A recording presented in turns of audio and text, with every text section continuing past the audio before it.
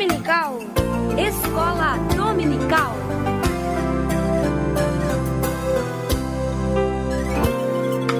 Vinde, alunos, vinde estudar. Vai começar agora no seu rádio a nossa Escola Dominical. Escola Dominical. Escola Dominical. Pegue sua Bíblia, sua harpa e acompanhe conosco a Escola Bíblica no ar. Juntos, vamos aprender um pouco mais a Palavra de Deus.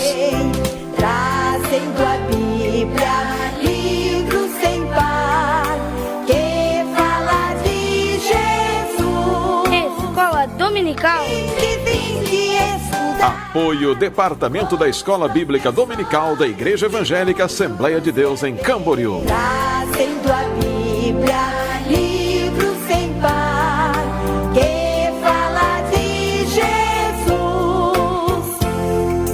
Salve Escola Dominical, onde a... Todavia, falamos sabedoria entre os perfeitos, não, porém, a sabedoria deste mundo, nem dos príncipes deste mundo, que se aniquilam. Mas falamos a sabedoria de Deus, oculta em mistério, a qual Deus ordenou antes dos séculos para nossa glória, a qual nenhum dos príncipes deste mundo conheceu, porque, se a conhecesse, nunca crucificaria o Senhor da glória. Mas como está escrito, as coisas que o olho não viu e o ouvido não ouviu, e não subiram ao coração do homem, são aquelas que Deus preparou para os que o amam. Mas Deus não-las revelou pelo seu Espírito, porque o Espírito penetra todas as coisas, ainda as profundezas de Deus. Porque qual dos homens sabe as coisas do homem, senão o Espírito do homem, que nele está? Assim também ninguém sabe as coisas de Deus, senão o Espírito de Deus. Mas nós não recebemos o Espírito do mundo, mas o Espírito que provém de Deus, para que pudéssemos conhecer o que nos é dado gratuitamente por Deus, as quais também falamos, não com palavras de sabedoria humana, mas com que o Espírito Santo ensina, comparando as coisas espirituais com as espirituais. Ora, o homem natural não compreende as coisas do Espírito de Deus, porque lhe parecem loucura, e não pode entendê-las, porque elas se discernem espiritualmente. Mas o que é espiritual discerne bem tudo, e ele de ninguém é discernido. Porque quem conheceu a mente do Senhor, para que possa instruí-lo? Mas nós temos a mente de Cristo. Primeira carta a Coríntios, capítulo 2, do verso 9 ao verso 16. Eu deixo essas palavras. Doce e gloriosa paz de nosso Senhor e Salvador, Jesus Cristo. Estamos reunidos nos estudos da rádio, nessa manhã de domingo, para mais uma escola bíblica dominical. Hoje estudaremos a lição de número 3. Na técnica de som, o irmão Will já estava ainda há pouco arrumando, agilizando, deixando tudo organizado, para que pudéssemos estar aqui, para estar juntos com você que está do outro lado, sintonizado no seu rádio ou nas redes sociais. Deus abençoe. Está junto conosco também o presbítero irmão Ricardo Mendonça. Paz do Senhor, irmão Ricardo. A paz do Senhor, irmão Fabiano, a paz do Senhor, irmão Will, a paz do Senhor, meus irmãos que estão nos ouvindo aí através das ondas da Rádio Voz Missionária. Para nós é uma satisfação muito grande estar aqui e podermos, juntamente com os irmãos, aprender mais uma porção da Palavra de Deus, né? Quero agradecer aqui ao meu Senhor por essa oportunidade maravilhosa, agradecer ao irmão Fabiano, né, que tão bondosamente está aqui todos os domingos juntamente conosco. Quero agradecer também ao irmão Will, que está na técnica de som, que eu tenho por certo, irmão Fabiano, que o irmão Will vai receber o galardão dele, né, por tudo isso, porque sem ele, né, sem o irmão Will, sem o irmão Luiz Carlos Machado, sem o irmão Claudino, que outra hora estava aqui, também esta palavra maravilhosa não seria anunciada. E Deus não deixa nada cair por terra. Todos nós receberemos o nosso galardão. falar da minha satisfação, né, de estar aqui juntamente com esses irmãos e pedir a Deus que nos ilumine, nos oriente e que seja de um proveito maravilhoso nesta manhã a exposição da sua palavra. Amém? Amém, amém. Estamos então no quarto trimestre de 2018. O nosso título geral da lição ela vai tratar sobre as parábolas de Jesus. Então são as verdades e princípios divinos para uma vida abundante. Os ensinamentos de Jesus através das parábolas. Hoje a lição de número 3, 21 de outubro do ano de 2018. O crescimento do reino de Deus. O nosso textuário se encontra no Evangelho de Lucas, capítulo 17, verso 21. Porque eis que o reino de Deus está entre vós. Porque eis que o reino de Deus está entre vós. A nossa verdade prática, o reino de Deus cresce e continuará crescendo até a consumação dos séculos. Irmão Ricardo? Eu vou deixar o irmão Fabiano comentar sobre o textuário. Eu vou ficar com a verdade prática. Pode ser assim, né, irmão Fabiano? Quando eu li essa verdade prática aqui, irmãos, me veio à mente o seguinte assunto.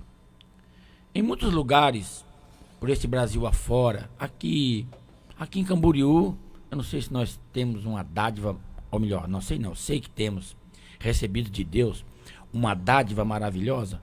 Eu não tenho visto assim igrejas se fechando e ministérios se acabando. Eu não tenho visto, né? Porque a verdade prática diz que o reino de Deus cresce e continuará crescendo até a consumação do século. Né? Mas a gente tem notícia de lugares aí longínquos, de dificuldade financeira, no Brasil e no mundo, de nações inteiras, como falou o evangelista irmão Eliel Uller hoje de manhã, nações inteiras sem ouvir o evangelho, né? Sem ter quem pregue, sem um crescimento do reino de Deus. Alguns estão parados, estão estagnados, outros nem sabem que existe Jesus, nem sabem. Tem pessoas que não conhecem. Eu vi um missionário dar um testemunho uma vez num lugar que ele pregou. Ele disse que tinha uma moça tomando um refrigerante conhecido aí. Posso falar o nome? Pode. Coca-Cola. Então ele estava tomando Coca-Cola e o missionário chegou para essa moça e falou de Jesus. Perguntou: você conhece Jesus? Ela perguntou se Jesus era um outro refrigerante melhor que a Coca-Cola, né? Então, aí você pode pensar assim, ó. Quer dizer, a moça perguntou se Jesus era um refrigerante. E você pode pensar assim, então como é que o reino de Deus cresce continuamente, irmão Ricardo? Irmão, o reino de Deus não é uma associação, o reino de Deus não é 4 paredes de uma igreja, o reino de Deus são as pessoas, são o reino de Deus aqui na terra, que a lição vai falar do seu reino também na eternidade, mas o reino de Deus aqui na terra, porque o textual diz que ele está entre nós, está dizendo, ele está entre vós, né? O reino de Deus aqui na terra, a igreja de Jesus, ela é triunfante, meus irmãos. E a igreja de Jesus, com todo o respeito que eu tenho pela minha igreja Assembleia de Deus, o reino de Cristo, a igreja de Cristo não é a Assembleia de Deus, não é a presbiteriana. A igreja de Cristo não é a quadrangular. A igreja de Cristo, ela é triunfante, elas são as pessoas, membros, aqueles que aceitaram, abraçaram, e essa igreja, ela cresce tremendamente. Certo? Ela cresce renunciando o mundo, ela cresce deixando para trás as coisas que não tem nada a ver com a palavra de Deus, certo? Ela deixa essas coisas para trás, abraça a salvação, abraça os ensinamentos de Jesus e ela cresce e vai continuar crescendo, certo? Porque Jesus, ele não tem culpa de uma pessoa escutar o evangelho, de uma nação escutar o evangelho, os seus dirigentes, os seus governantes, ou melhor, os governantes dessas nações repudiar o evangelho. Jesus não tem culpa, meus irmãos, certo? A igreja dele está crescendo, a obra está crescendo e vai continuar crescendo não é mesmo? O reino de Deus, ele cresce e continuará crescendo até a consumação do século. E glórias a Deus por isso, porque o nosso Deus, ele está sempre pronto a colaborar, como quem diz, a se empenhar para que o reino dele continue crescendo. Nós temos que fazer a nossa parte, porque a dele, com certeza, ele vai fazer. Isso.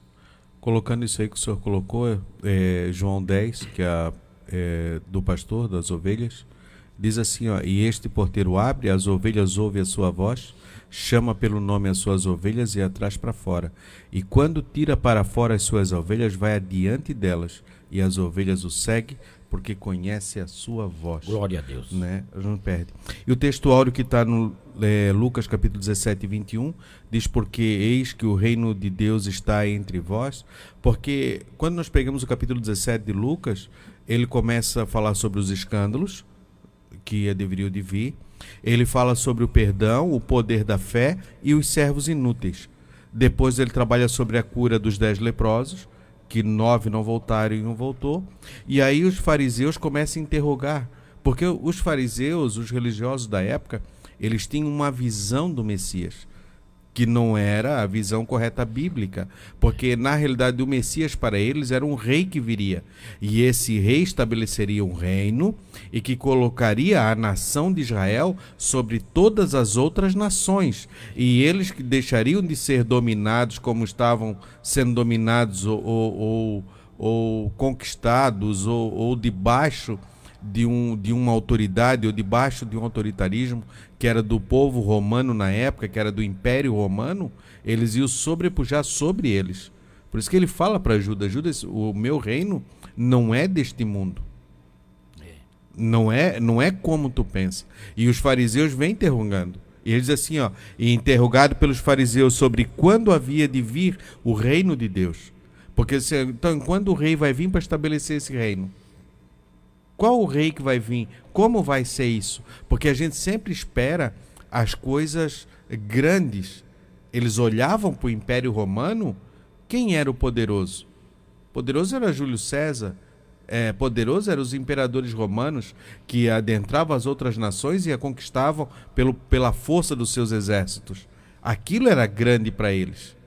E Jesus vai dizendo assim, ó: havia de vir o reino de Deus. Respondeu-lhe e disse: o reino de Deus não vem com aparência exterior. O Império Romano vinha com aparência exterior. Os outros povos, quando viam o exército, a sua colocação, sua forma de guerrear, eles olhavam, aquilo vinha de forma: olha, nós estamos conquistando, vamos dominar, vamos impor a nossa língua, nossa forma, vocês vão pagar tributos a nós. Vinha com toda aquela forma exterior. E Jesus: o meu reino não vem desse jeito. Não vem com aparência. Eu, quando estava lendo esse texto, eu me lembrei de Samuel, quando o próprio Deus diz para ele: vai à casa de Jessé, o belemita, né, e unge um de seus filhos a rei de Israel. E ele olha o primeiro, olha o segundo e olha tal, e até que ele diz: não, é esse aqui. E aí acaba o próprio Deus repreendendo. Eu não vejo como vejo o homem, né? Eu vejo que está no interior dele, no coração dele. É isso que eu percebo. E aí Jesus disse assim: não vem com aparência exterior, nem dirão ei-lo aqui, ei-lo ali, porque o reino de Deus já está entre vós. Você não adianta procurar lá ou procurar cá. O reino de Deus já está dentro de vocês. Basta vocês cultivá-lo. Essa pequena semente que eu estou colocando dentro de vocês através da palavra que eu estou pregando, através da palavra que eu estou evangelizando. Se vocês cultivar ela vai dar início ao reino de Deus. Por isso que Deus pega a menor semente, que é a mostarda, que é tão insignificante, que não se dá valor a ela, né? E que ela na terra, escondida na terra, recebendo a umidade correta, ela vai inchar, vai morrer, vai inchar, e dali vai sair a sua sementinha, vai sair o broto, e dali vai sair um arbusto, que entre os arbustos é o maior de todos.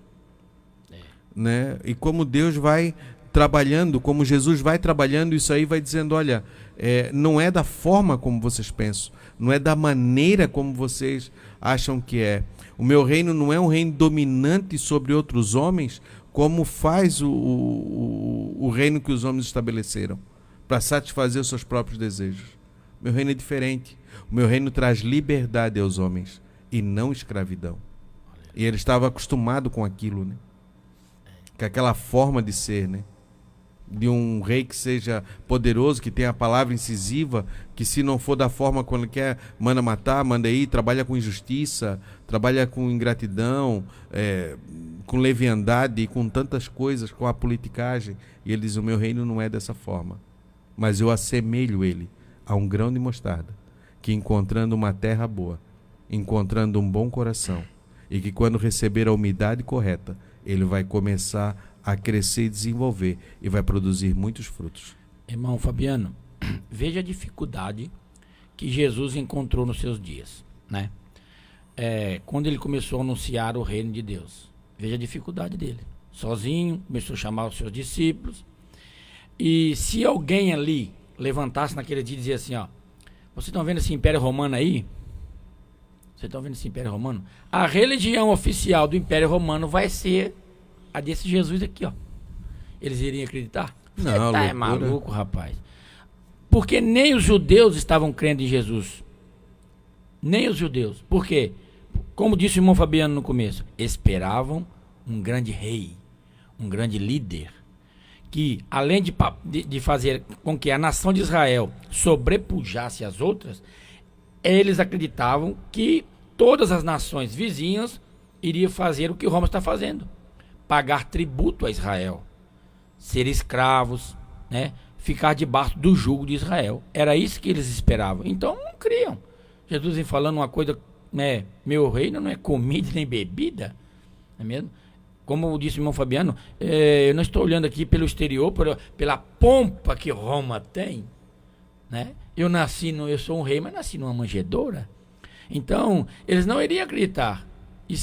Mas um dia eles vão ver ainda que aquele Jesus, aquele Nazareno, aquele carpinteiro revolucionou o mundo. Sim. Mudou até o calendário, né, irmão Sim. Fabiano? E hoje, lá em Roma, onde é a sede central lá da igreja romana, eles falam de quem? Quem que é o... Eles falam de Cristo. E se falasse isso para eles naquela época, né, eles não iriam acreditar.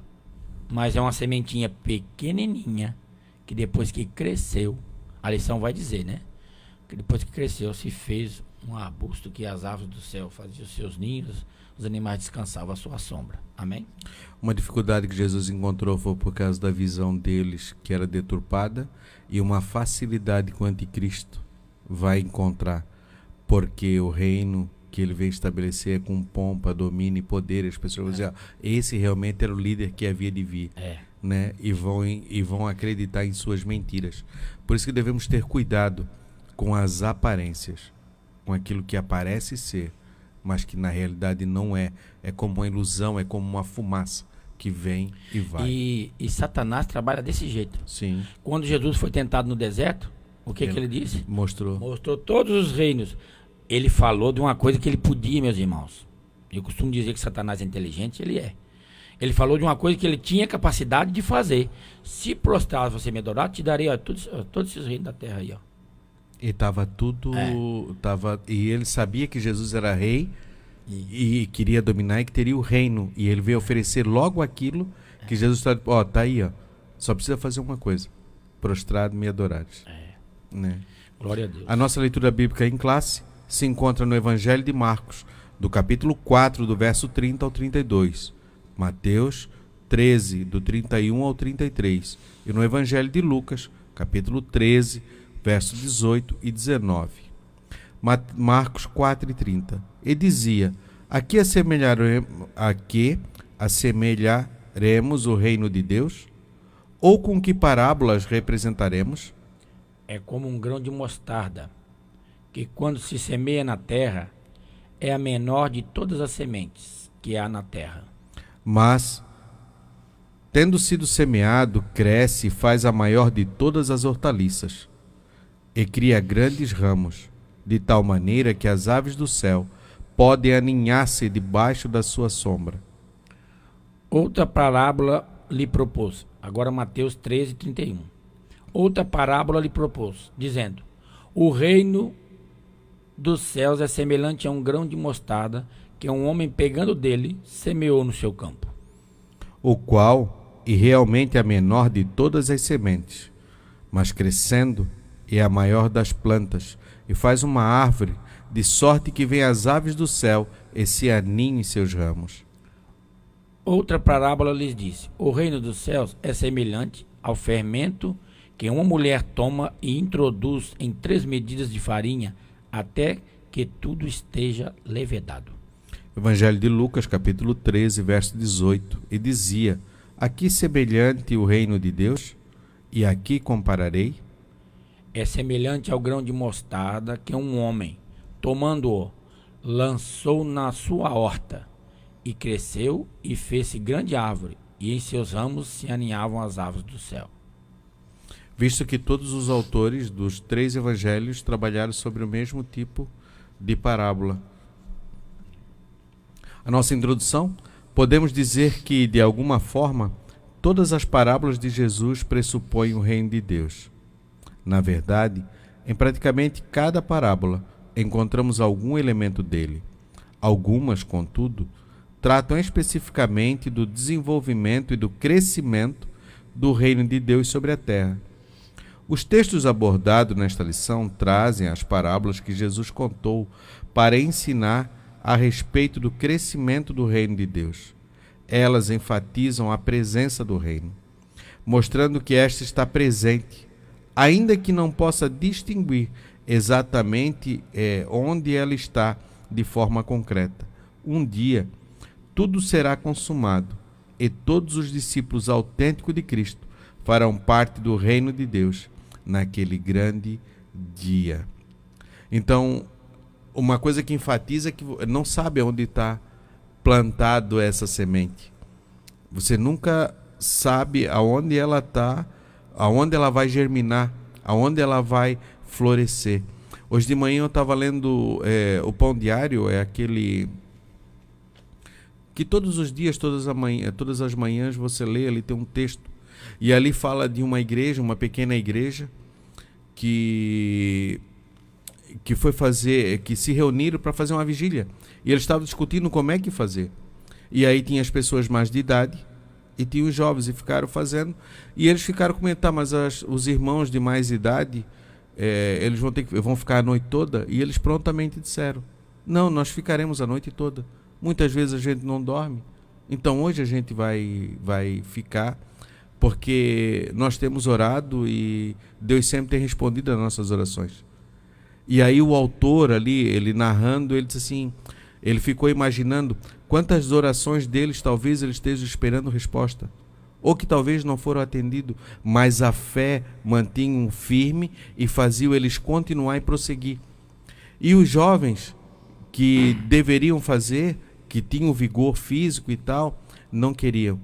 Então ele colocou isso na manhã no livro do Pão Diário, que me chamou a atenção, que as coisas de Deus, elas vêm da onde não se esperam. Às vezes a gente espera vir no lado e não vem do outro. E colocou onde eles menos esperavam, que eram as pessoas de mais idade. Ele conta a história de uma senhora de 90 anos dentro ali, e que era a mais entusiasmada de estar na vigília, de estar na oração, de passar a noite. Foi que tomou a voz, e que eles esperavam ser dos outros mais novos, mas partiu daquela senhora.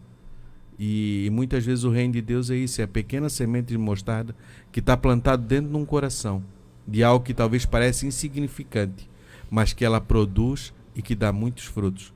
Quando a gente vê hoje os grandes avivalistas, as pessoas que revolucionaram o seu tempo, a gente vai ver John Wesley, ou vai ver Moody, ou tantos outros que passaram, e os contemporâneos também. Você vai ver que começou uma pequena semente, uma pequena chama, e que eles creram e cultivaram, e aquilo foi desenvolvendo e foi crescendo, e que tomou as proporções. É que a gente sempre olha para a árvore grande, né? A gente nunca olha para a semente que iniciou. Às vezes nem vê quem foi que plantou e como foi plantado. Isso, não tem nem noção. Irmão Fabiano, você começou a sua palavra aí com uma palavrinha muito importante, que era a fé. Você usou essa palavra aí, né?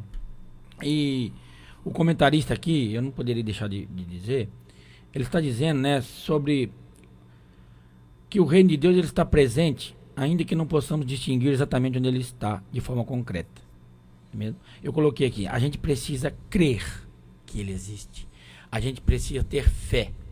Como é que eu vou ter fé, irmão Ricardo? A Bíblia diz, irmão Fabiano, que o crer vem pelo ouvir. E ouvir a E ouvir a palavra de Deus. Esse ouvir aqui não é só você estar diante de um rádio, ou na TV, ou na igreja, e o seu ouvido está ouvindo.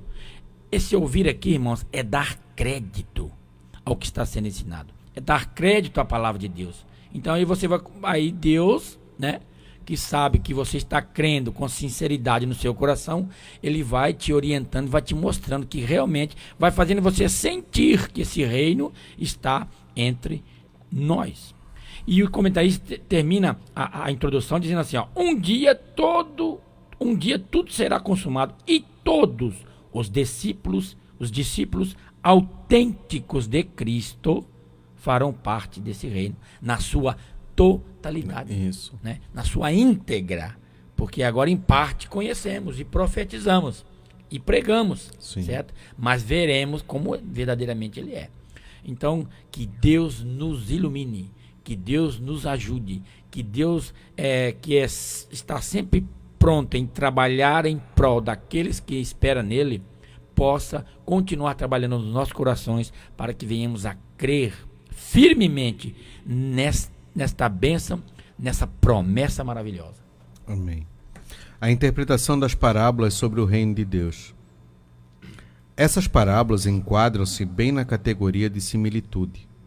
A similitude nada mais é do que uma comparação expandida. Ela quer pintar um quadro que se repete e, para isso, usa predominantemente o tempo presente em função de uma analogia. Portanto, a parábola não apresenta um enredo totalmente desenvolvido. Aqui Jesus se volta para o mundo da botânica. O mestre utiliza-se da figura de um grão de mostarda, a fim de ilustrar o reino de Deus. Jesus andava no meio de pessoas simples e também pessoas cultas. Os fariseus, os saduceus eram pessoas cultas da época. E também as pessoas simples, do dia a dia, do trabalho, que vivem a vida de forma digna e simples. E Jesus explicava com aquilo que eles estavam acostumados. Você vai ver que quando ele está entre os pescadores, ele vai falar sobre peixe, ele vai falar sobre rede. E aqui ele deveria estar entre pessoas que lidavam com a mostarda. Porque a mostarda é um condimento, e o condimento muitas vezes é usado para tempero, para conservação dos alimentos. Vimos que geladeira temos agora, é desse século. Naquela época não havia, né? Era difícil o alimento, a produção. Hoje temos máquinas. Depois da Revolução Industrial é que mudou muito o nosso jeito de produzir as coisas, de ter as facilidades. Mas nessa época aqui não. Então deveria ter muitos condimentos e tudo mais para preservação dos alimentos, até para tempero e tudo mais, porque o sal também era muito caro, você não tinha tanto acesso a ele também.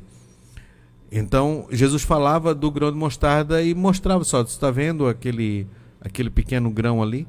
Você está vendo aquela coisa insignificante? Está tudo agarradinho ali está tudo ali no tronco da árvore ali, e que se cai pelo chão, pisa-se, muitas vezes não se dá valor. Então um pequeno grão desse, quando ele cai em terra e recebe a sua umidade, ele se desenvolve. Assim o assemelha o reino de Deus. Por isso que ele pergunta, a que assemelharei o reino de Deus? Com que parábola eu trabalharei? Né? Ele está ensinando o povo. Jesus, aonde ele para, onde ele está, ele sempre está trazendo um ensinamento. Ele está trazendo uma reflexão para que as pessoas possam olhar para si mesmas e ver e conhecer as coisas concernentes a Deus. Bom, Ricardo? Eu estava lendo isso aqui e eu comecei a meditar assim, irmãos, olha só, um pensamento meu, tá? Jesus sabia sobre robótica? Sabia. Jesus conhecia as galáxias, como o universo foi formado. Jesus sabia que a Terra girava no seu movimento de rotação, e depois que a Terra, esse movimento de rotação ela faz em torno de si mesma, e o de translação é em torno do Sol. O de translação demora 1 ano e a rotação demora 1 dia. Quer dizer, eu sei disso porque aprendi nas escolas, estudando, tá? Mas Jesus já sabia disso? Sabia. Mas ele ia usar isso como um tema para as suas mensagens? De maneira alguma. Então ele usou uma coisa simples do cotidiano, do dia a dia, né? O grão de mostarda que todo mundo conhecia, não é mesmo? Ou quem não conhecia, pelo menos, eu por exemplo, não tenho muita ciência e muito entendimento sobre semente de mamão, de plantações, de kiwi, de coisa, mas a gente sabe que existe, sabe como é que germina, sabe como é que cresce. E se alguém usar um exemplo desse conosco hoje, a gente vai entender, Sim. certo? Então Jesus, ele na sua simplicidade, né? Na sua forma de ensinar, ele tinha uma abrangência, irmão Fabiano, tremenda de quem ouvia ele, e ele cativava as pessoas para ouvir ele. Tanto é que depois dos 3, ele iniciou seu ministério com 30 anos. Se você for analisar quando ele estava quase perto de ir à cruz, o pessoal acompanhava, a multidão era grande. Sim. Né? Num período de 3 anos. Quer dizer, então, eu não sou um grande pregador, eu não sou um grande teólogo, eu aqui, o Ricardo, mas eu deixo um conselho para os pregadores que arrebatam multidões, e para você que tem o seu programa aí em cadeia nacional, né, na mídia, e fala de Cristo, use o exemplo que Jesus deixou, que você vai ser vitorioso e vai ser um grande sucesso o seu ministério. Amém.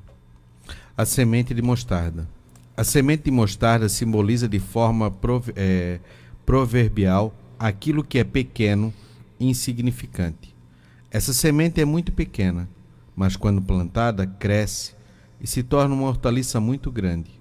Essa mostarda é de origem egípcia, sinapse, e a encontramos mencionada nos evangelhos sinóticos por 5 vezes. Mateus 13:31, 17 e 20. Encontramos também no evangelho de Marcos 4:31, no evangelho de Lucas 13:19 e no 17:6. Nosso Senhor utiliza aqui a mostarda negra, conhecida como sinapse nigra, uma semente pequena que produz um grande arbusto. Os contrastes. A parábola do grão de mostarda é uma história do contraste entre o começo aparentemente insignificante e uma coroação surpreendente entre o oculto hoje e o revelado no futuro. O reino de Deus é como tal semente. O tamanho atual do reino de Deus possui um aspecto insignificante, mas isso não indica, de modo algum, o que ele, em sua consumação, abrangerá, ou seja, o universo inteiro. Marcos 13, 24 e 27, Apocalipse 5, 9 e 13 e 7 e 9. Então nós temos aqui que uma pequena semente que ele traz e que simbolizava aquilo que era pequeno, aquilo que é insignificante, aquilo que ninguém dava valor, e que ele começa a se desenvolver. E muitas vezes nós não sabemos as proporções que ela pode atingir, porque aquela semente que cai perto da árvore, que no chão, ela vai produzir perto, mas aquela que o passarinho levou em seu bico ou em suas penas e levou para longe, ela vai longe sendo semeada, e para outros lugares ela começa a ser semeada. Quando nós vemos o livro de Atos, Atos 1 e 8, nós vemos ali que o povo se juntava e começava a pregar a palavra de Deus. Mas quando chega em Atos 8 e 1, você vê a perseguição ser ferrenha, eles se espalham por todo mundo conhecido daquela época. E para onde eles vão, o evangelho começa a ser anunciado. Essa pequena semente que estava dentro do coração deles, essa pequena semente de mostarda, agora começa a ser semeada por outros povos e a outras nações, e que vai começar a desenvolver suas árvores, e aí onde temos o cristianismo hoje. Como o Ricardo falou no início, se Jesus estava na Judéia, não estava em Roma, né? Lá na Judéia dos Galileus. em Israel, naquela região ali, que hoje conhecemos como Israel. E se dissesse, olha, o Império Romano que está lá em Roma, que hoje é a Itália, que a gente conhece, que domina todo mundo conhecido ocidental e parte do Oriente, ele vai ser maior do que isso. Ele vai abranger mais do que isso. Eles iriam rir, eles iriam debochar, não iriam crer, talvez nem ouvir as palavras. E como nós vimos através dos séculos, e como a gente vê a história da igreja, abrangiu todo o globo terrestre. Né? Não há lugar. Talvez alguns pontos, alguns tentaram sufocá-lo. Mas essa semente, ela está lá dentro. Mesmo nos povos, mesmo nos governos socialistas, autoritários, e que muitas vezes tentaram suprimir o evangelho, tentaram acabar com o evangelho, os governos materialistas, humanistas, que tentaram derrubar, arrancar a Bíblia a qualquer custo. Nós vimos na história da União Soviética o que foi feito, ou até mesmo de Cuba o que foi feito, ou outros países que foram feitos, a Coreia do Norte, até mesmo na China, as atrocidades que foram cometidas com os cristãos. E quando esses governantes acharam, agora nós aniquilamos, e quando se afrouxa um pouco, quando os governos começam a cair, você começa a ver os cristãos multiplicando. É como uma semente que está ali guardada sobre uma terra seca e que parece que não há nada, mas ao primeiro cheiro das águas, como fala daquela árvore que parece que foi cortada, mas ao cheiro da água começa a brotar. E assim nós vimos nesses países o crescimento espantoso do Evangelho e do Reino de Deus. Bom, Ricardo. Outra coisa é que nós estamos aqui em Camboriú. Tem pessoas trabalhando aí nesses países aí, né, no globo terrestre, melhor dizendo, no anonimato, meus irmãos, fazendo grandes trabalhos que a gente não tem conhecimento e que vai cair no esquecimento humano, né? Humano, vai cair no esquecimento humano, né? Ninguém se iluda. O nosso Jesus está trabalhando nos 4 cantos até a sua vinda. E eu estava, sobre o tópico que o irmão leu, os 2 tópicos aqui, do primeiro capítulo, eu estava analisando todas as coisas de Deus, pelo menos no meu entendimento, que eu leio na Bíblia, começou do pequeno. O grande dilúvio que Deus anunciou, né? Aquele trabalho maravilhoso que Noé fez, começou com uma chamada. Daí se uniu a chamada de Deus na vida de Noé com a fé que Noé tinha. Uhum. Certo? Começou com uma coisa pequena. Tanto o que aconteceu? O que muitos pregadores pregam? O povo não acreditou. Irmão Ricardo, mas a Bíblia não diz que eles zombavam de Noé, que... Não, vamos ler a Bíblia. Vamos entender. Vamos discernir as coisas de Deus. Certo? Não acreditaram. Por quê? Não entraram na arca. Quer dizer, e Noé continuou no seu firme propósito. Davi, meus irmãos, foi um grande rei. Pela Bíblia, o maior de Israel. Certo? Por quê? Quando o cego de Jericó clamava, ele não dizia assim, ó, Jesus, filho de Salomão. E era filho de Salomão. Jesus, filho de Roboão, que era filho de Salomão, né?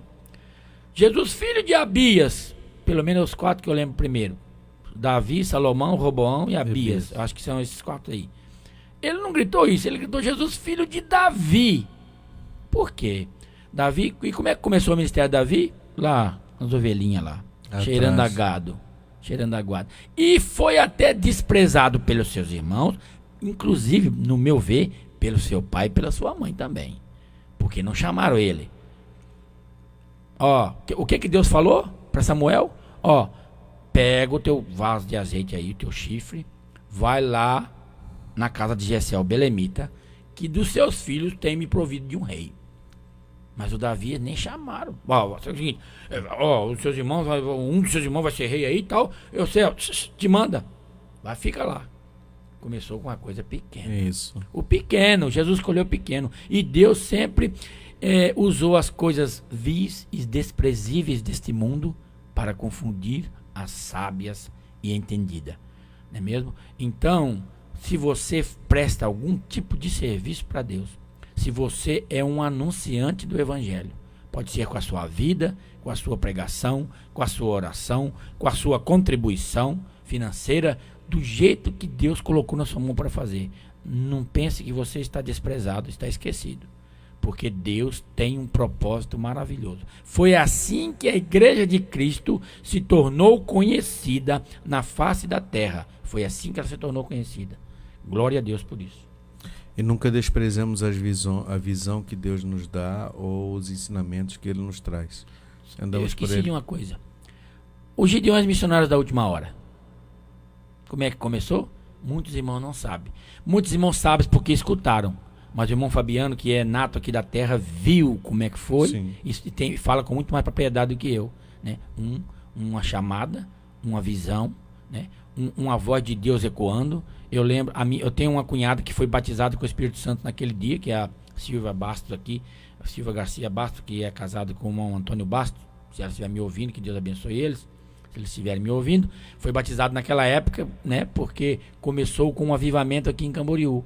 Uma coisa pequena. E graças a Deus, pela misericórdia de Deus, tem alcançado muitas nações. Amém. Isso. Pessoas simples que se reuniam nas casas para orar. Isso. E com desejo ardente de buscar almas, de salvação. Começaram os cultos relâmpagos na cidade. Parava-se o carro, uma Brasília, né? E com megafone na mão.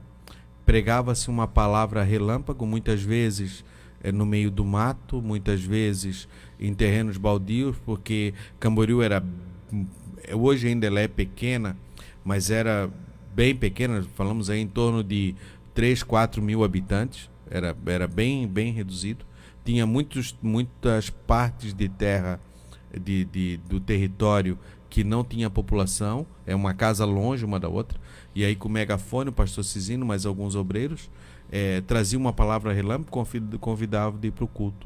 Saiu dali e ia no outro lugar, E cada ponto desse que pararam, cada ponto desse estratégico que eles paravam para que a sua voz chegasse às casas, hoje tem uma congregação, na maioria deles.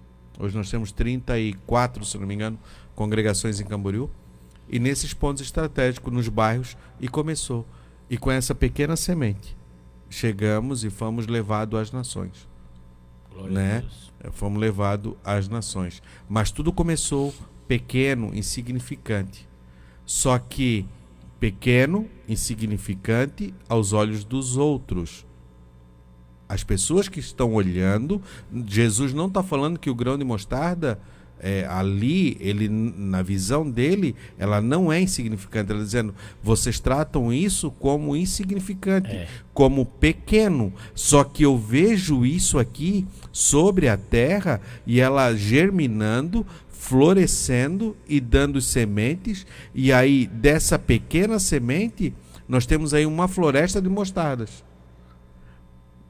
Nós não, Jesus ele não está vendo, ele não está olhando simplesmente e puramente o grão. Ele está com um grão de mostarda na mão, vamos conjecturar assim, e vendo e olhando um grande campo de árvores de mostarda. É isso que ele está vendo. Ele disse, agora para chegar naquele campo, basta essa pequena semente colocar sobre a terra.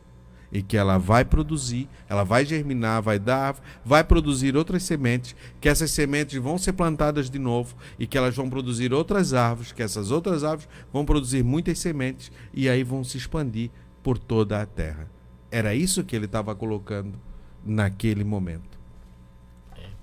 E olha, a lei da semeadura, meus irmãos, ela é uma coisa tremenda.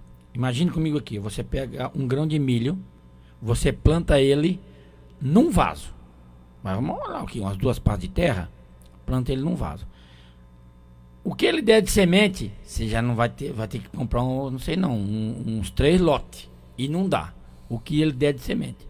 E depois, se você pegar aquela semente daqueles lotes, daquele terreno que você plantar, você vai ter que comprar uma fazenda, meus irmãos. Você não vai conseguir plantar toda aquela semente, não, vai ser coisa tremenda. Então você vê como que Jesus, o que Jesus está dizendo? A multiplicação vai ser tremenda, certo? Isso aqui vai surtir um efeito tremendo. O reino de Deus que eu vos anuncio, o efeito, além de ser benéfico, vai ser estrondoso, vai ser coisa tremenda. Então confie naquilo que Deus colocou na nossa mão, confiemos, melhor dizendo, naquilo que Deus colocou na nossa mão para fazer. As aparências enganos, o Senhor nos ensina aqui que não deixamos levar pelas aparências. Muitas vezes, julgamos as coisas pelo aspecto exterior. O ensino de Cristo apresenta o poder misterioso da fé que dá início ao reino de Deus. Jesus começou seu ministério com alguns discípulos. Ao longo da história, a igreja alcançou milhares de pessoas. Hoje, a Igreja de Cristo compõe-se de bilhões de crentes espalhados pelo planeta. Mateus 8 e 11. E realmente, se vamos ver a história da igreja, como já foi falado aqui, por todo o globo terrestre, por todas as eras e por todos os povos, tem se espalhado a mensagem e tem conquistado e tem se expandido pelo reino de Deus. Temos alguns lugares que talvez essa voz esteja aparentemente silenciosa, porque ela não está silenciada, ela tem uma aparência que está silenciada, mas no silêncio ela anda ecoando e manifestando o reino de Deus. E mais cedo ou mais tarde, quando esse autoritarismo, quando esse sistema de governo, quando isso cai, ela começa a florescer de modo inesperado, como aquilo que Paulo fala, que ele começou plantando, foi passando de cidade em cidade. Quando ele volta, pensando que está, e começa a florescer por todos os cantos, ele disse: eu estou feliz, porque a palavra ela floresce por todos os cantos onde passamos e até por outros, porque aquele que ele tinha evangelizado vai levar para outro ponto. O comentarista já está explicado, só para aumentar aqui.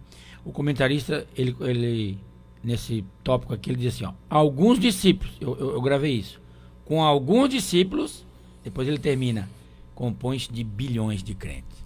Isso. Amém? Tremendo. A expansão do reino de Deus. O campo da semeadura. Nos textos sinóticos que lemos, Mateus, Marcos e Lucas, existe um pequeno detalhe que chama a atenção.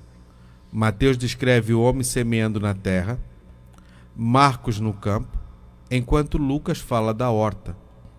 Esses detalhes, por se tratar de uma parábola, não devem nos prender.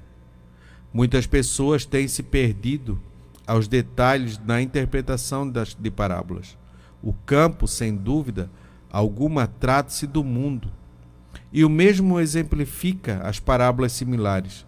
O Evangelho vem sendo pregado ao redor do mundo, desde o dia do Pentecostes, pois esta é uma ordem do Senhor. Atos 1 e 8.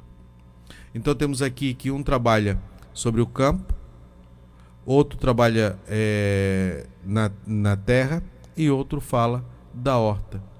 Mas isso não deve prender, porque o intuito da parábola, porque cada um está escrevendo de uma forma. E como ouviu.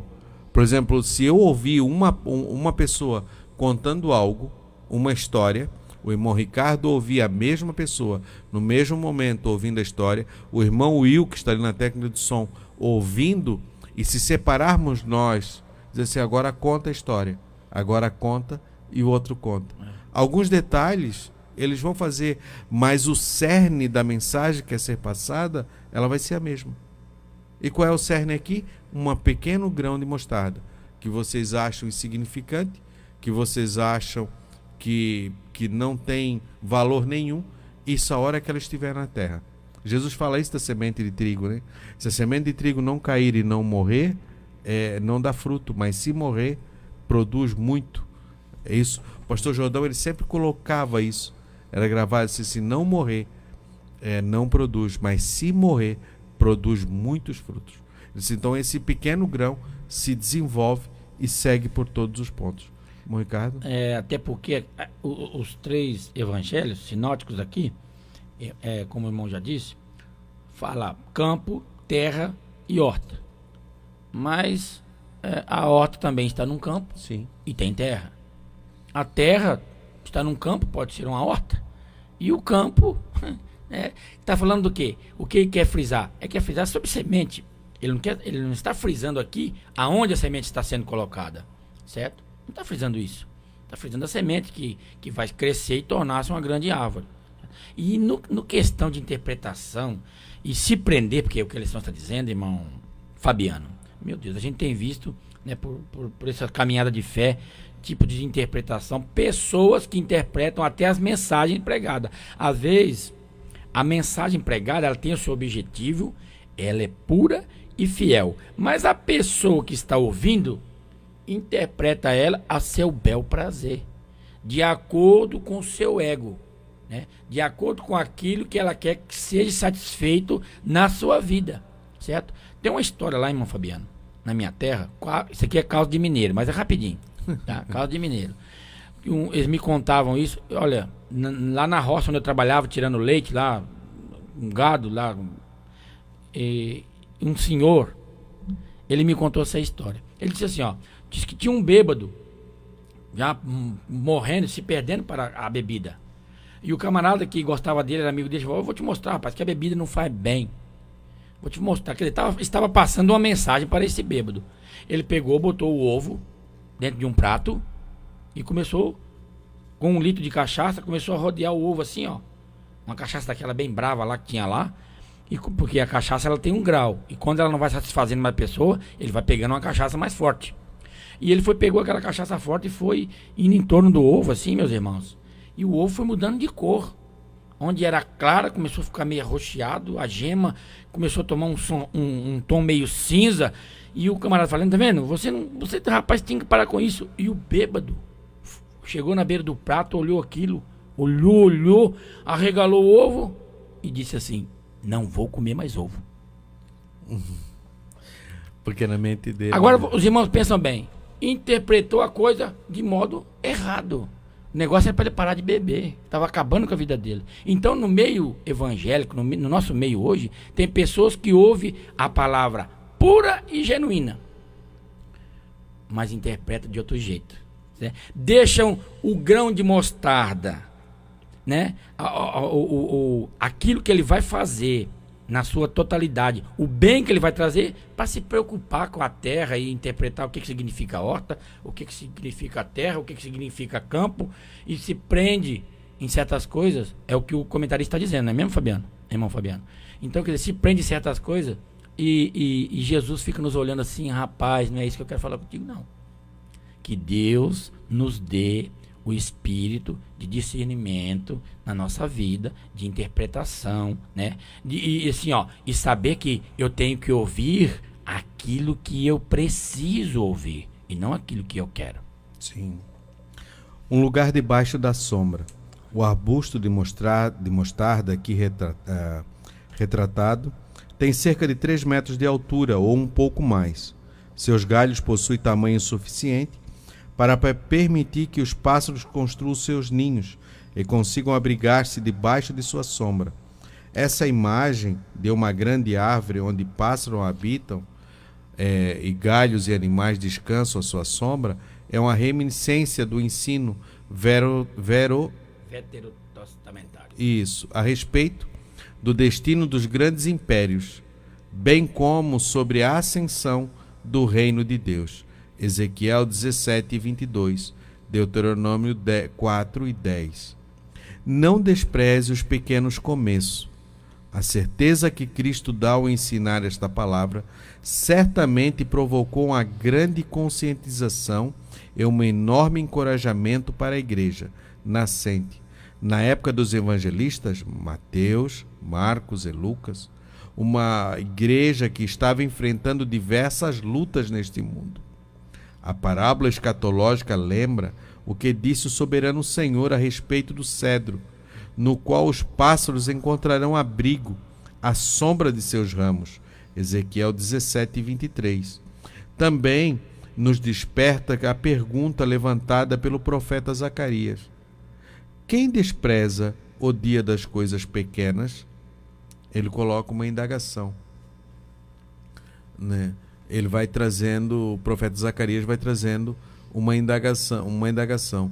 Quem é que despreza o dia das coisas pequenas? Quando a gente despreza algumas coisas, lá na frente não vai produzir o efeito que deveria produzir. Porque se esse grão de mostarda não for plantado, ou se ele não for levado ao campo para que seja plantado e desenvolvido, ele não vai produzir a árvore. Não produzindo a árvore, você não vai ter várias sementes depois, para que você possa produzir o condimento. E as árvores se aninham ali. Muitas pessoas às vezes falam, olham para casamentos e que são bons e que as pessoas vivem bem, assim, mas eles nem servem a Deus. Mas eles nem vão à igreja. E por que eles vivem tão bem? Porque eles vivem debaixo de princípios bíblicos, que não está imbuído. A salvação é uma coisa, e outra coisa é você viver debaixo de princípios bíblicos. Você vai usufruir do seu benefício. Os pássaros aqui usufruem do benefício. O benefício do fruto, o benefício da sombra, o benefício do abrigo sobre os ventos, que eles vão estar sobre os galhos mais fortes, o benefício do abrigo na noite, quando eles vão dormir. A árvore abriga e esconde eles contra predadores. Então esses são todos aqueles que seguem os princípios do reino de Deus. Quem anda sobre os princípios do reino de Deus vai ter sobre ele os benefícios que esses princípios lhe trazem. É na convivência, é nos relacionamentos com outras pessoas, é em sua vida pessoal, é na paz de espírito, é no entendimento, é no conhecimento, é na sabedoria, é em tudo.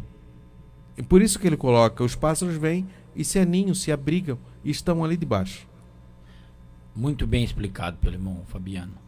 E eu quero comentar outra coisa, mas para terminar esse assunto aqui, ser abençoado por Deus, meus irmãos, é uma coisa.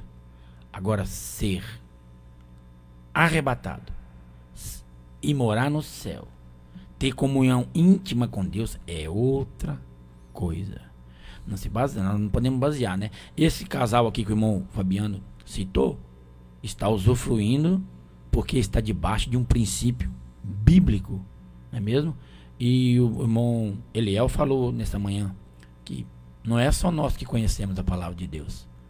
Nós, os evangélicos, nós que estudamos metodicamente a palavra de Deus, não é só nós que conhecemos, né? Muitas pessoas conhecem.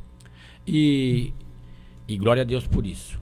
Outra coisa, o comentarista diz aqui na subdivisão número 3 que a parábola veio ensinar, certamente, e ela provocou uma forte conscientização. Eu escrevi aqui embaixo assim, ó: a igreja podia pensar, a igreja podia pensar, quem somos nós perto do sistema romano?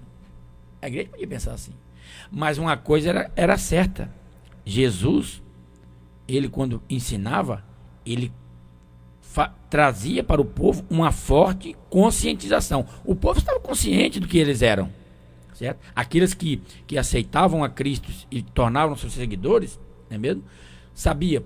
E por que Jesus tinha esse princípio, esse objetivo maravilhoso? Porque aí ele encorajava a igreja que estava nascendo. É o que está dizendo aqui, certo? Uma igreja que estava enfrentando diversas lutas neste mundo, inclusive a luta contra a incredulidade. Sim. Né, irmão Fabiano? Por isso eles recebiam de Cristo uma forte conscientização. Mesmo ele sendo pequeno, mesmo sendo esse grão de mostarda que ainda estava na terra para germinar, eles criam, né? E tinham fé que o negócio ia produzir, que o negócio ia florescer, porque estavam bem conscientizados. Daí a importância, meus irmãos, de nós nos alimentarmos na casa de Deus por pessoas que são comprometidas com o verdadeiro evangelho, o genuíno evangelho. Pessoas que renunciaram às concupiscências mundanas e ensinam coisas que alimentem verdadeiramente a alma de quem está crendo. Porque a igreja, ela não é só forte quando o ministério está forte. Quando o ministério fez lá, nada contra a teologia, nada contra os seminários lá, um dos mais famosos que eu conheço, de Pindamonhangaba, né? Nada contra isso. Mas a igreja precisa receber uma comida sólida para que ajude o ministério a pregar este evangelho. Eu costumo dizer lá na minha casa assim, ó, para os meus filhos: por favor, vocês me ajudem a pregar o evangelho. Me ajude. Ô pai, mas como? Meu filho, você está sendo criado, vocês estão sendo criados na igreja. Então você sabe que o pai ora também. O pai lê a Bíblia, leia também.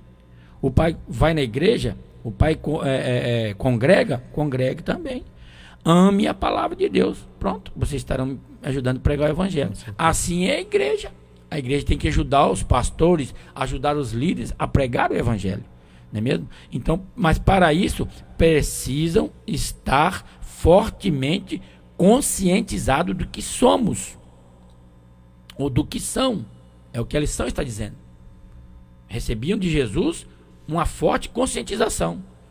E isso, meus irmãos, não sai fácil do nosso coração. Eu costumo dizer, irmão Fabiano, é difícil você ganhar um ancião de dias que está enraizado na sua religião. Não vou citar religiões aqui porque alguém pode se sentir ofendido, mas está enraizado na sua religião. Recebeu aquele ensinamento a vida toda. Jesus transforma. É um milagre tremendo de Deus ganhar um ancião aí de 80 anos. Mas, e nós que estamos com a verdade na mão, temos que fazer isso para depois também, né, nada poder tirar aquilo do nosso coração. Estarmos conscientizados, né, que este reino de Deus vai surtir um efeito maravilhoso.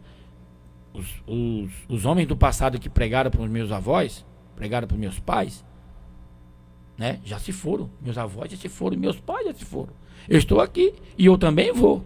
E a geração futura precisa de mim, precisa do irmão Fabiano, precisa de nós que pregamos a palavra de Deus. Isso. Quem participa do reino de Deus? Todos os autênticos discípulos de Cristo participam no reino de Deus. Não basta apenas ser frequentador da igreja. É preciso ser discípulo de Cristo. Marcos 8, 34, 38.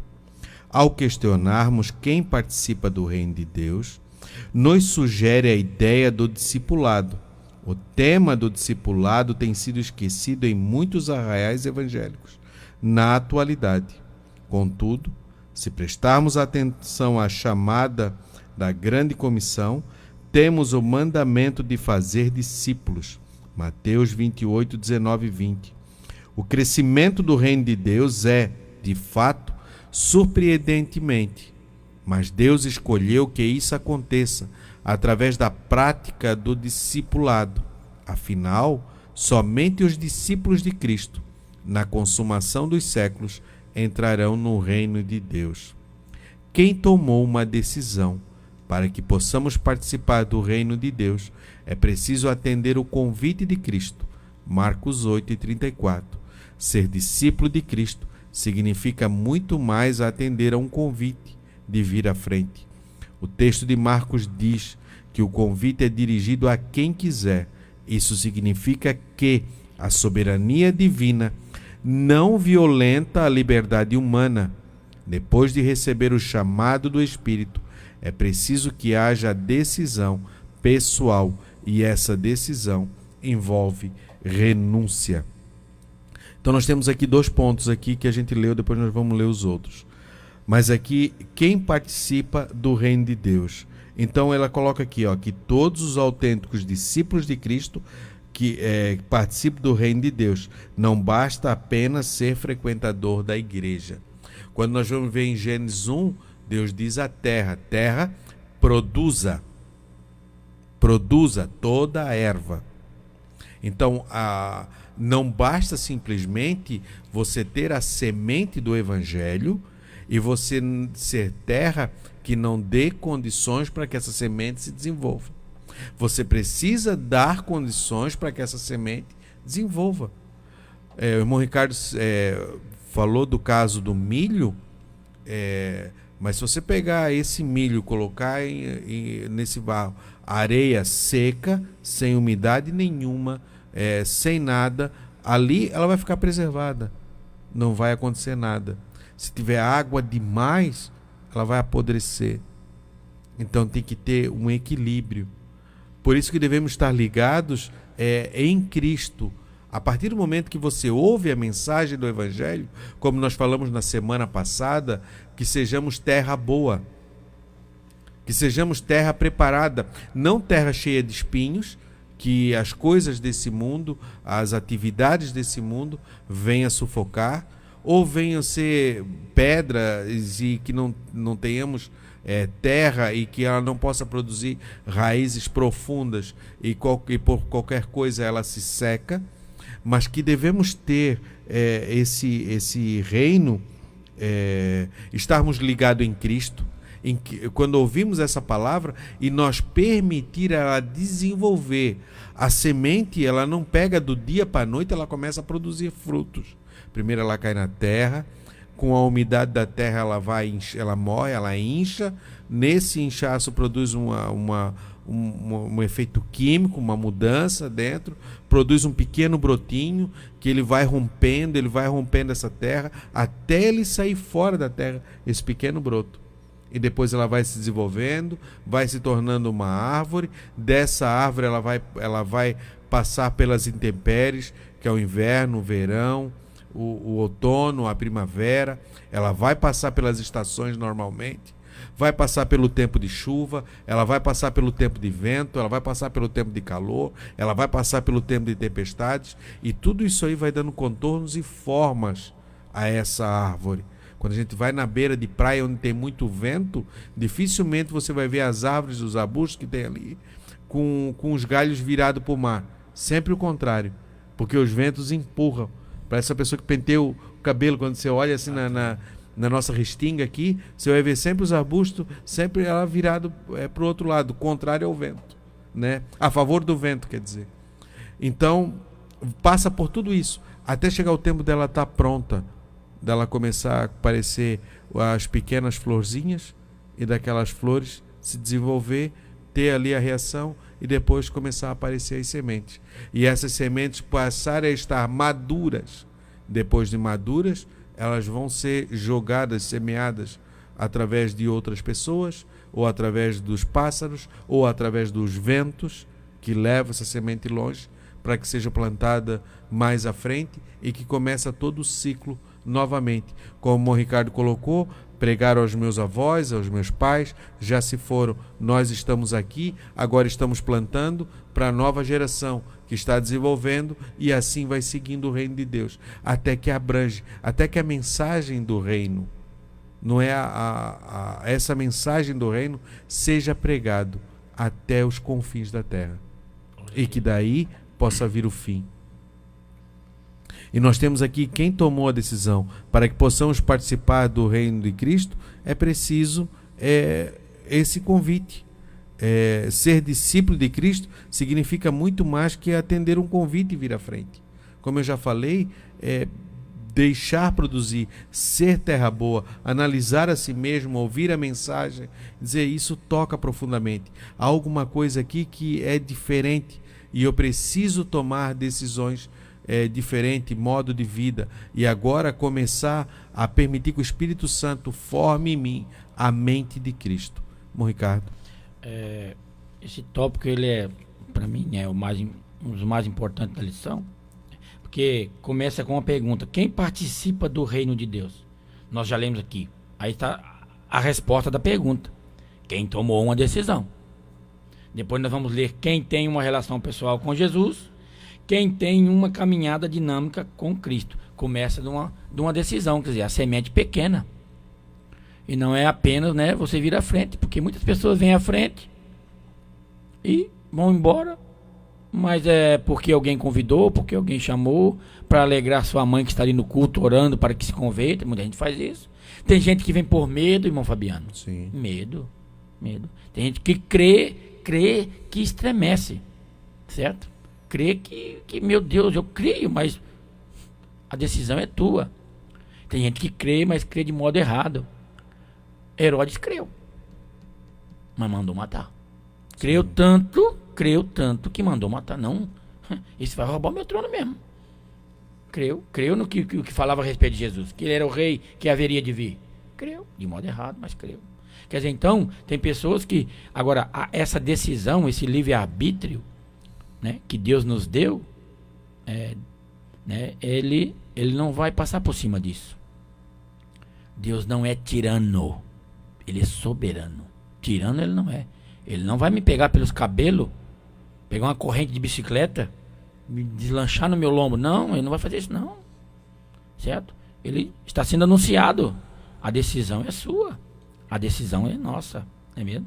É uma decisão pessoal. E essa decisão termina assim: envolve renúncia. Eu não sei que evangelho que você ouviu, mas o que nós pregamos aqui é um evangelho de renúncia. Você tem que renunciar muita coisa. Às vezes, amizades, né, irmão Fabiano? Amizade, eu conheço pessoas. Eu não vou deixar meus amigos. Mas como é que seus amigos vivem?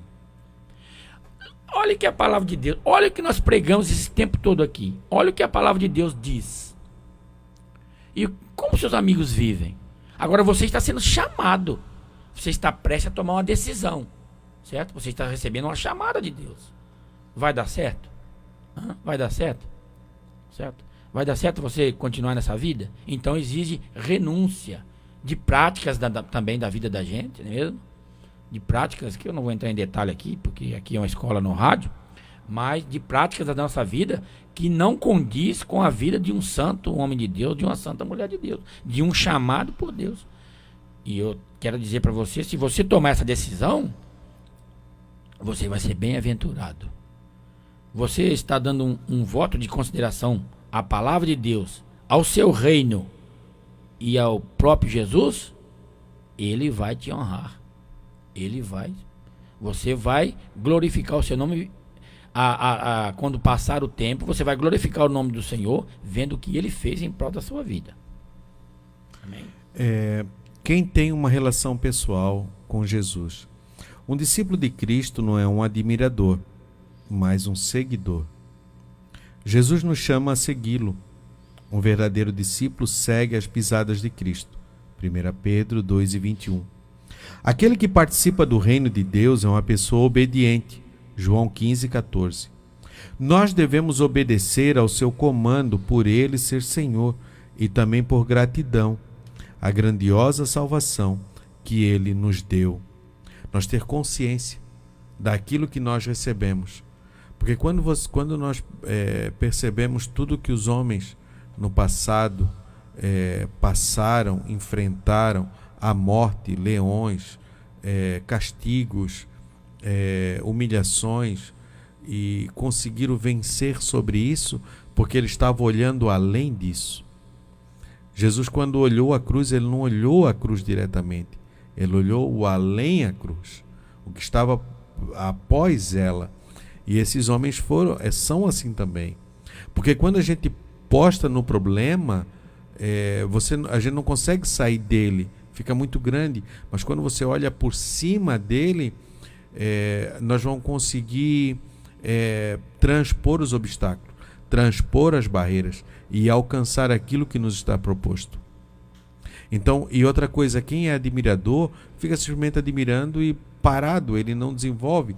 Quem segue está o dia inteiro ali, está junto.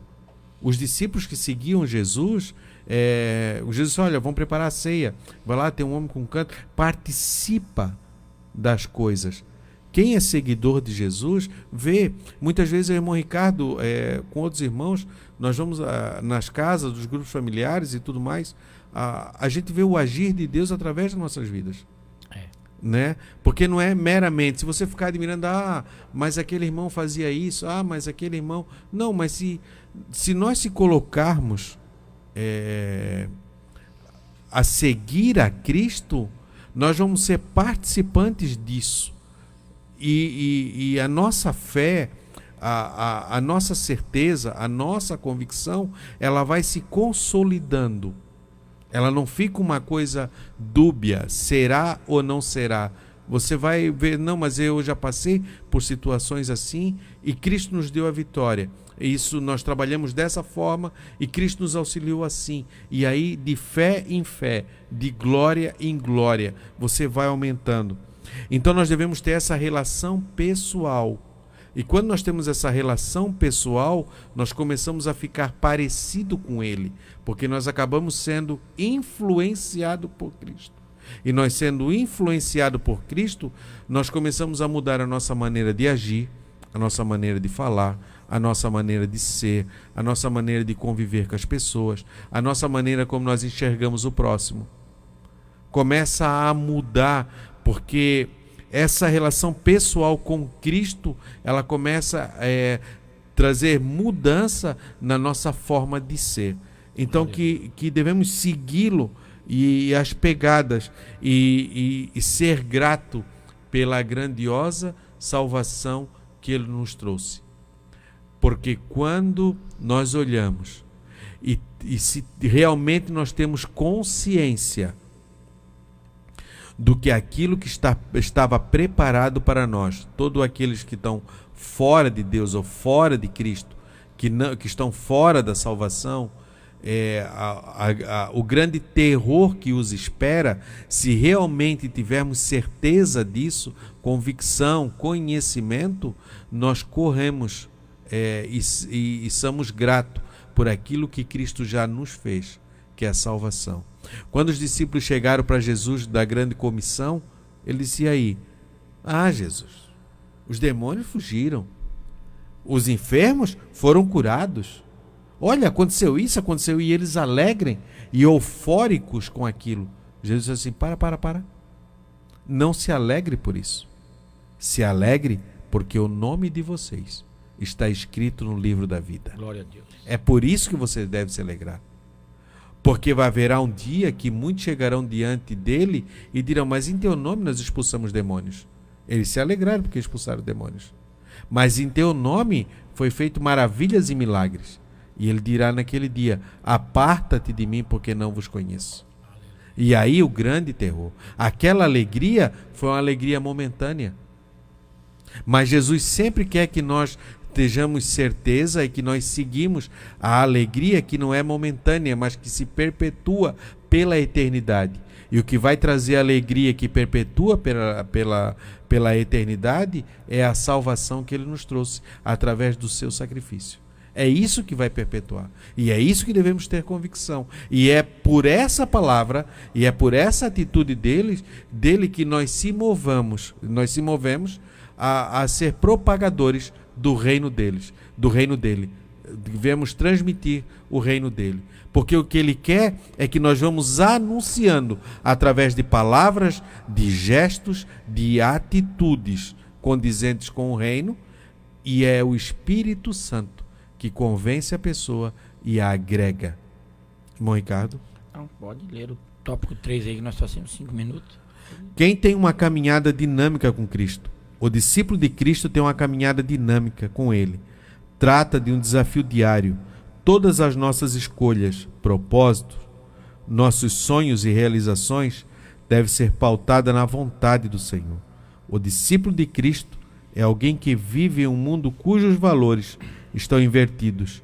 Marcos 8:35.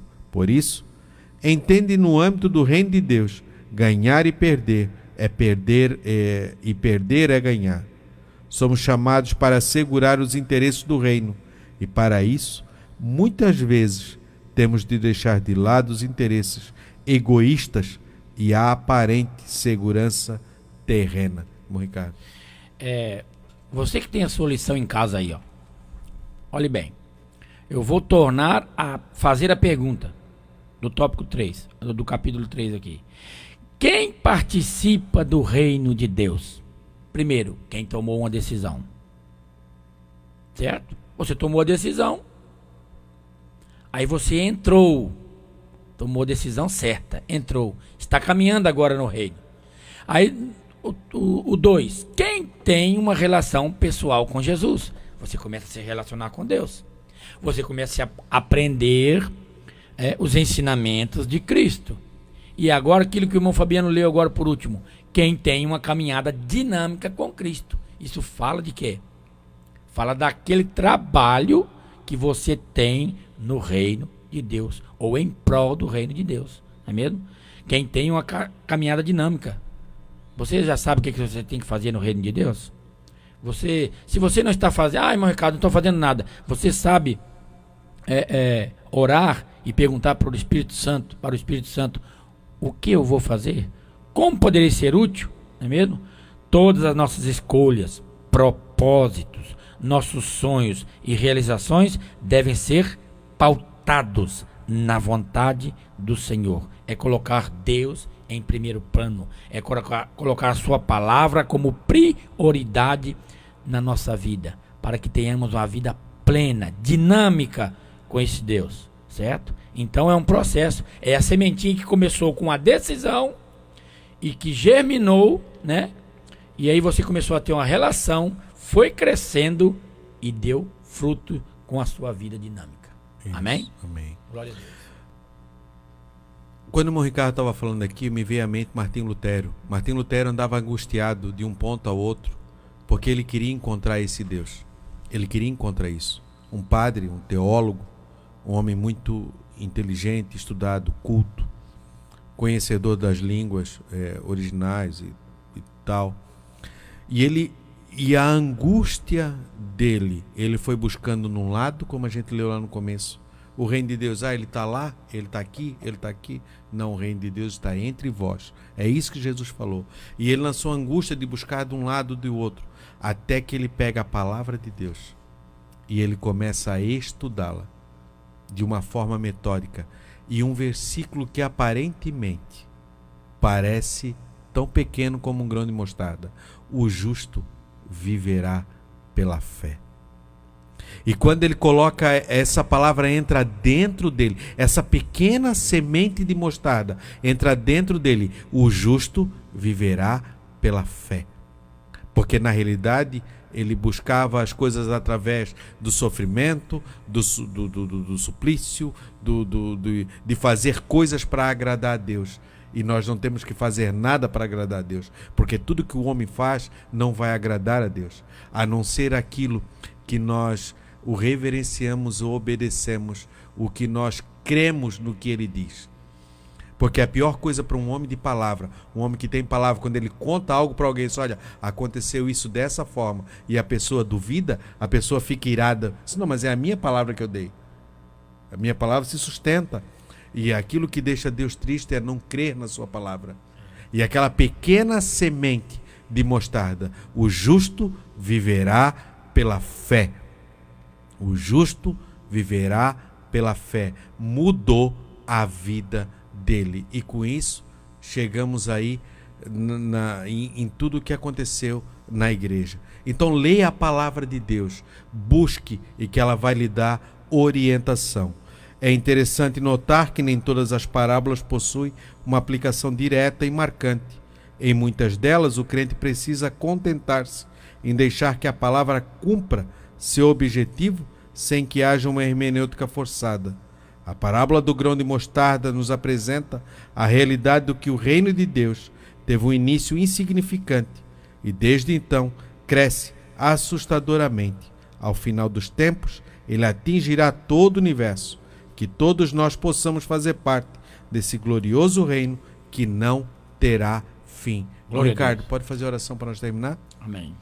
Senhor Jesus, mais uma vez te louvamos, te adoramos, Senhor. Muito obrigado, Jesus, por se fazer presente nas nossas vidas, aqui dentro desse estúdio, e ter nos orientado, Senhor, a meditarmos na sua palavra. Abençoa cada irmão que está lá do outro lado, Senhor Jesus, que está orando conosco, precisando, Senhor, de uma resposta às vezes. O Senhor vai de encontro, ó Senhor, fala, conforta, orienta, Pai, para que o Seu nome seja glorificado na terra. É a nossa oração, em nome de Jesus. Amém. Amém. E amém. Paz do Senhor, Deus abençoe. Vinde estudar com os professores que muito nos quer bem. Acabamos de apresentar Escola Dominical. Sem Escola Dominical. Orientação didática, Departamento de Ensino da Escola Bíblica Dominical de Camboriú, Santa Catarina.